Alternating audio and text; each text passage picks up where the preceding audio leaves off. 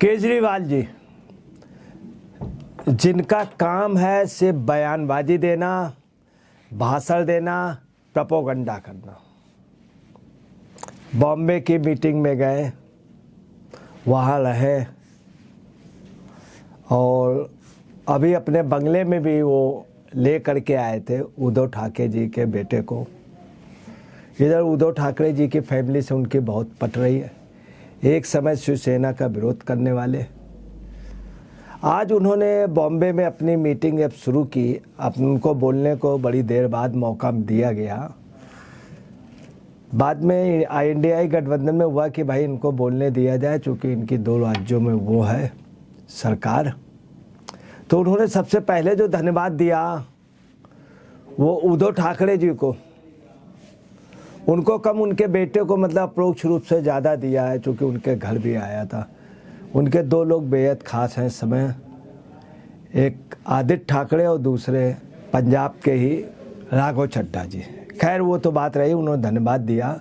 उसके बाद मीटिंग शुरू की। मीटिंग शुरू करने के बाद आज जो उन्होंने बोला, अभी तक तो दिल्ली उसमें बोलते थे, वहाँ पर ही बोला, उस पर बड़ी तीखी प्रतिक्रिया आने लगी है और लोग केजरीवाल जी को ये समझने लगे हैं कि केजरीवाल जी प्रोपोगंडा मिनिस्टर हैं। उन्होंने कहा क्या है सुनिए।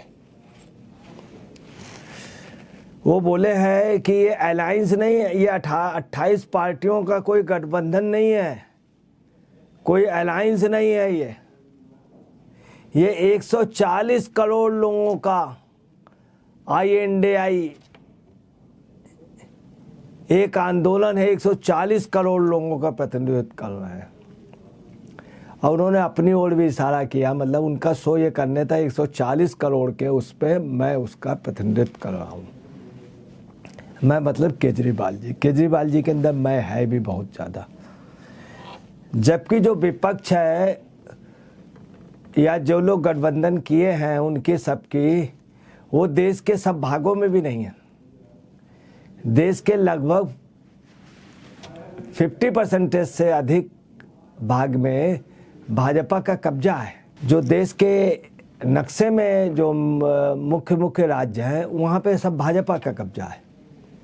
तो 140 करोड़ का, अच्छा कुल कांग्रेस को जो वोट भी जो है वो पूरे देश में 10 करोड़ भी नहीं मिलता है। ऐसे उसमें अगर कोई दल ये कहे, बीजेपी का जो वोट परसेंटेज है वो पूरे देश में 30 से ऊपर है। वो 140 करोड़ का प्रतिनिधित्व के लिए कहें अगर अपना, तो बहुत बड़ी दुखद है। अच्छा, और केजरीवाल जी को भी जो वोट है वो भी ऐसा नहीं कि 10-20 करोड़ वोट मिलता हो। केजरीवाल का भी 2 राज्यों में जो वोट है वो 1-1.5 करोड़ के आसपास होगा, और बल्कि कम ही है, बहुत कम है इससे।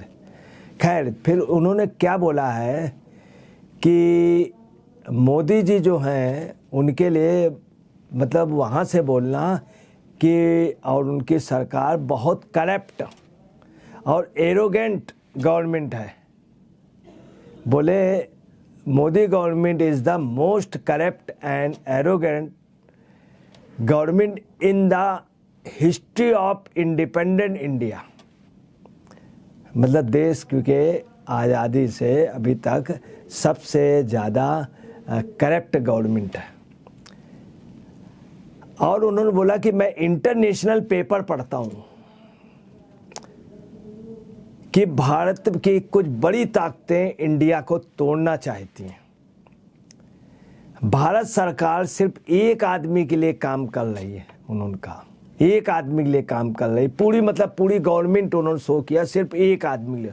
वह एक आदमी देश का सारा पैसा बाहर ले जा रहा है, जबकि देश में पैसा आ रहा, देश की आर्थिक स्थिति अच्छी हुई, देश जो है 5वीं वर्ल्ड की बड़ी इकोनॉमी में हो गया। और ये कह रहे हैं देश का पैसा बाहर जा रहा। बाहर कहाँ जा रहा है? रसिया भारत से कमज़ोर हो गया, ब्रिटेन भारत से कमज़ोर हो गया, फ्रांस भारत से कमज़ोर हो गया आर्थिक रूप में। तो कहाँ से वो भारत कमज़ोर है? सिर्फ चाइना अमेरिका ही भारत से अर्थव्यवस्था में थोड़ा मजबूत है, 1-2 कंट्रियाँ और हैं। भारतीय 5वीं अर्थव्यवस्था 3रे में जा रही। मगर उन्होंने क्या कहा कि भारत सरकार सिर्फ एक ही आदमी के लिए काम कर रही, वह एक आदमी देश का सारा पैसा बाहर ले जा रहा, सारी सरकार भ्रष्टाचार में डूबी है। ये लोग भगवान से भी बड़ा अपने को समझ रहे हैं। फिर केजरीवाल जी ने क्या किया, बहुत बड़ी बड़ी बातें और बहुत बड़ी बड़ी ताकतें इंडिया अलायंस को तोड़ने में लगी हुई हैं, ये भी इन्होंने बताया। हकीकत ये है कि बहुत बड़ी बड़ी ताकतें, वर्ल्ड के जॉर्ज सोरोस जैसे लोग, तमाम अलगाववादी संगठन, तमाम ऐसे दल जिनमें प्रतिबंध है, तमाम अलगाववादी, तमाम आतंकवादी जो तिरंगे को मानते नहीं, जो कहते थे कश्मीर में 370 हटाया, एक भी मैं झंडा नहीं रहने दूंगा, वो लोग आप समझ लीजिए कि इनको जोड़ने में लगे हुए हैं गठबंधन महा बनाने के लिए। हकीकत ये है। दूसरा उन्होंने ये भी कहा कि जितनी मोहब्बत प्यार से ये मीटिंग हुई है, इतनी आज तक के इतिहास में कोई नहीं। 140 करोड़ लोग इकट्ठे हो गए हैं भारत को बचाने के लिए। ये केजरीवाल जी ने कहा। ये भी कहा कि सीट शेयरिंग और सोशल मीडिया, और किसी को सीट शेयरिंग की जिम्मेदारी, किसी को सोशल मीडिया का, किसी को कंपेन डिजाइनर की, किसी को ये, जबकि इन्होंने टोटल झूठ बोला। सीट शेयरिंग के लिए कोई बातचीत नहीं हुई, कन्वीनर बनाने के लिए कोई बातचीत नहीं हुई। कुल मिलाकर के इनकी जो सभा हुई है वो रही असमंजस में रही। वो कुछ भी डिसाइड नहीं कर पाए, न सीट बंटवारे पे कर पाए, न ही अपना कोई संयोजक बना पाए, न ही प्रधानमंत्री तय कर पाए। इतनी ज़्यादा वो रही। हकीकत है ये लोग पूरे उसमें कल रात से सोए नहीं। इनके सामने समस्या थी कि 1 नेशन 1 इलेक्शन आ गया तुम करेंगे क्या, अगर यूसीसी का बिल ले आए तुम करें क्या, अगर महिला आरक्षण दे दिया तुम करें क्या। अब आपको सिलसिलेवार बता दें केजरीवाल ने कितना गलत बोला है। इनके ऊपर देशद्रोह की कार्रवाई हो सकती है। ये कहिए मोदी जैसा व्यक्ति है जो जिनके खिलाफ ये बोलते हैं, मोदी ने कभी इनसे कुछ कहा नहीं, इनको तुरंत पलट के जवाब नहीं दिया। अब आपको बता रहे हैं कि इन्होंने सबसे पहला जो शब्द बोला कि सबसे करप्ट और एरोगेंट गवर्नमेंट। हकीकत है सबसे करप्ट जो गवर्नमेंट है वो दिल्ली की है। दिल्ली में इनके जितने मंत्री हैं अधिकतर सब फ्रॉड है। आपके जितने मंत्री पंजाब वहाँ के, एक मंत्री फर्जी LLM का वो करके सुप्रीम कोर्ट में प्रैक्टिस करता था। हाई कोर्ट ने लिख के दिया कि इसकी डिग्री फर्जी है और फिर उसको जेल भेजा गया, बंद किया गया। उसकी डिग्री के लिए केजरीवाल कहते हैं मैंने देख ली, मैंने जांच कर ली है और ये डिग्री सही है। दूसरी वो एक को बोलते थे सबसे कट्टर ईमानदार, सबसे कट्टर ईमानदार, पता चला सबसे भ्रष्ट है वो जेल में है। शराब घोटाले में भी इन्होंने बचाने की कोशिश की संजय को और उसको सिसोदिया जी को। सिसोदिया जी जेल में, बाद में पता चला ये सिसोदिया जी हर एक उसमें थे, हर एक में इन्होंने बाकायदे अप्रूवल दी है। ये मौखिक रूप से देते थे, रिटन में साइन उनके होते थे, फंसे के वो सिसोदिया जी। अब आप चलिए इनके कई मंत्री जेल में, कई जेल बेल खेल में, इनसे भी ईडी पूछताछ कर चुका है। एक इनके यहाँ भारतीय था, वो अपनी औरत को मारता था, वो आप वाले उसमें लगा हुआ था, और दूसरा उसमें लगा था पहलवानों के उसमें। इनके तमाम मंत्री ऐसे हैं, सभासद विधायक जो दंगा भड़का रहे थे, एक से एक हैं, कुछ झगड़े कर रहे थे, कुछ दंगा भड़काने में, कोई किसी घोटाले में, कोई लिक्कर घोटाले, मतलब अधिकतर मंत्री सब घोटाले में। तो सबसे जो करप्ट गवर्नमेंट है हुई है हिस्ट्री की अभी तक, तो वो सिर्फ केजरीवाल की हुई, और ये दूसरे को करप्ट कह रहे हैं। ताजुब ये देखिए। फिर उनका हिंदुस्तान के इतिहास में आज़ादी से लेकर बोफोर्स घोटाला यही हुआ था, 2G घोटाला यूपीए के शासन में हुआ, मनमोहन सिंह के समय 2G को जो मशहूर था, तमाम बड़े बड़े घोटाले हुए हैं इन्हीं कांग्रेस की समय हुआ। ये भूल गए जो करप्ट गवर्नमेंट मानी गई थी, जिसके कारण ये हार गए। मनमोहन सिंह के 2 बार कार्यकाल के बाद कांग्रेस की हार की वजह घोटाला थी। 1984 में कांग्रेस को सरकार मिली, बहुमत से सरकार मिली, राजीव गांधी बनाए गए, मगर बोफोर्स घोटाला तमाम घोटालों की वजह से चले गए। सन 1977 में इनकी हार इसलिए हुई कांग्रेस की चूँकि बहुत बड़े बड़े घोटाले हुए थे। इसके पहले घोटाले हुए और ये बुरी तरीके से हार गए। उसकी वजह थी कांग्रेस की उसमें। इनको नहीं, जो इतिहास में घोटाले दर्ज हैं, बड़े बड़े घोटाले, वो इनको नहीं। और मोदी की सरकार पे कोई घोटाला नहीं हुआ, मगर ये बता नहीं पाए, तो उससे आम जनता हंस रही है कि इन्होंने क्या कहा। फिर इन्होंने बताया एक आदमी सारा पैसा ले जा रहा।